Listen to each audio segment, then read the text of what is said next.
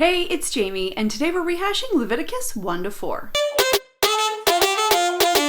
Today's chapters are brimming with instructions, again, but rather than building instructions, it's worshiping and offering instructions. So since the price of sin is death, the Lord sets out different ways to kill animals on the altar to repent, depending on the reasoning.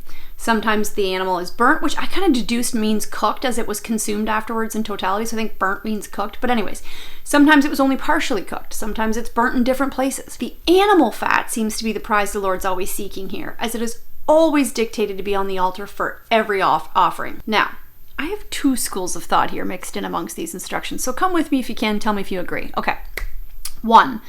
It kind of sounds like the Lord may be protecting his people with these instructions a little bit. He doesn't want defective animals. He wants the liver, the kidneys, the tissues, but the blood itself is to be splashed on the altar. Just the thought of that is so gross to me. But if you read on in the Bible, it sounds like he's keeping his people from like constant Salmonella or Listeria, etc. He's basically telling them the parts of the animals that are still cooked and eaten to this day, and then telling them to throw everything else out. So that's just something I drummed up in my own head, really, but it makes sense when you read it.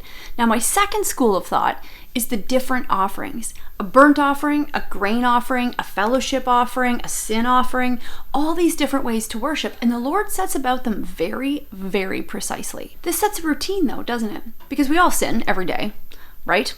And we all have so much to be thankful for as well. We don't have to bring grain anymore or cut up a bull when a priest sins, but these practices are indoctrinated in the Israelites, turning their constant worship into like a precise routine.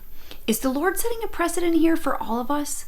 Although I talk to the Lord all day, every day, how often am I like alone in a room with my Bible and tools and my ringer off, just ready to focus on Him, ready to listen, to repent?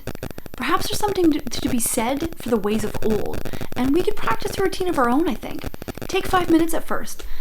Start by focusing on your breath, like in, 2, 3, 4, out, 2, 3, 4. Make sense? Focus. Truly give Him our attention in worship.